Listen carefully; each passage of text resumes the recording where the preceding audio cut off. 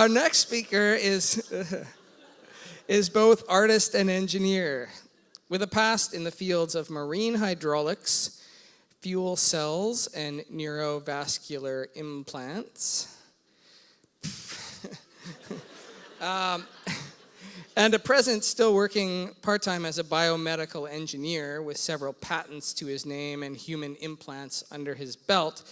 His creative pursuits have taken him well beyond the microscopic world of brain implants. He has co-hosted a Discovery Channel series called Breaking Point. He's co-owned a pottery studio. He's one of the founders of eatART Foundation, a unique educational art research laboratory.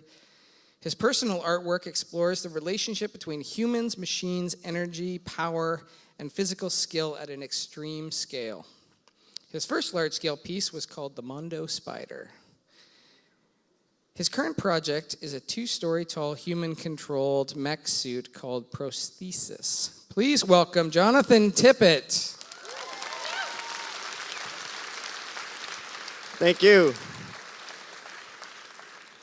I'm going to start with a little demonstration.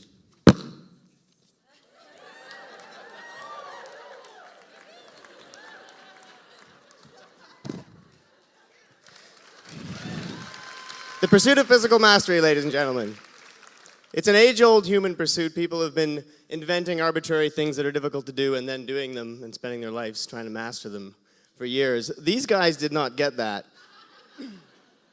This is WALL-E. I don't know who here have seen the movie.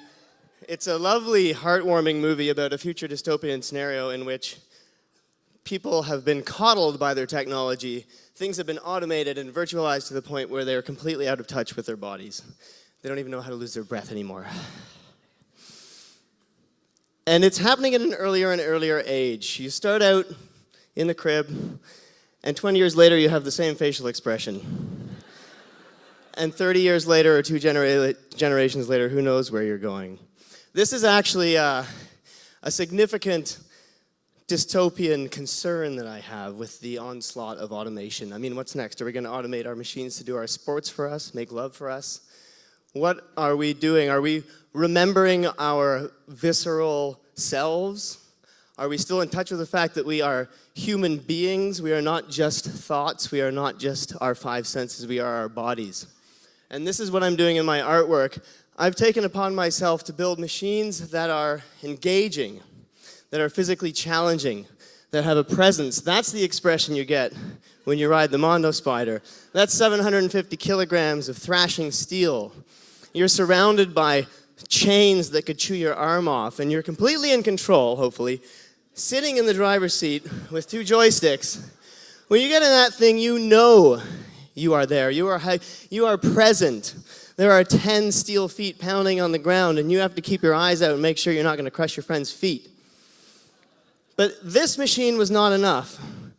This machine was a great exercise, but I had to dig back to my childhood interests and fantasies, like dinosaurs! Who doesn't love dinosaurs? I see no hands up. When I was a kid, I used to make dinosaurs out of plasticine by the dozen. I would spend hours and hours. That was my sculptural side. I had an engineering side, and it was way more fascinated with hydraulics. Excavators. We had a pool put in our house one summer, and I was way more stoked about the fact that I could watch a guy operate an excavator for 6 weeks than that we were going to have a pool to swim around in. There's something about the integration of human and machine that has always fascinated me. It's that getting in the zone. It's the same with playing an instrument, riding a bike, snowboarding, you name it. Racing a giant truck over dirt ramps, like this is the next step. This is when you involve speed and consequence. And this is when the level of focus really comes up. And this is what has been guiding my next project. The combination of dinosaurs and excavators and trophy trucks, but all in the form of a human-controlled machine. And we have been dreaming of this for decades. I mean, you got your Pacific Rim, you got your Aliens loader, you got your District 9, you got your Avatar. We have been dreaming of a man-amplifying or a body-amplifying mech suit for millennia, probably before they even had robots. But the thing is, nobody has thought to race them before. We race everything. We race cars, bikes, planes, beer kegs. Like, Where are the racing robots? I'm building the first one. It's called Prosthesis, the anti-robot. And it is a 5-meter tall, 4-legged, wearable walking machine that you strap yourself into, ideally wearing a red jumpsuit. And it has no automated controls. This machine cannot walk or balance or cartwheel by itself. This machine is entirely up to the control of the pilot. This is a sports machine, and the pilot is the athlete. It is going to require a lot of grit to get inside this thing. It is controlled by strapping yourself in with a 5-point harness, and you wear a full 5-point or a full exoskeletal interface on your body. Here's the first prototype. This is a rendering of the full body interface. This is the actual interface that we've built for the alpha leg, which is the first prototype leg in this whole project. We've been working on the alpha leg for about 3 years now. And it's actually a real thing. The alpha leg is a 2/3 scale prototype leg for the 4-legged wearable walking machine. And this is how the machine moves once you practice enough. It has a top speed of 30 kilometers an hour, which is about as fast as the average person can sprint, unless, of course, they've been playing video games their entire life, in which case it's maybe 20. And we are well on the way to actually making this thing work.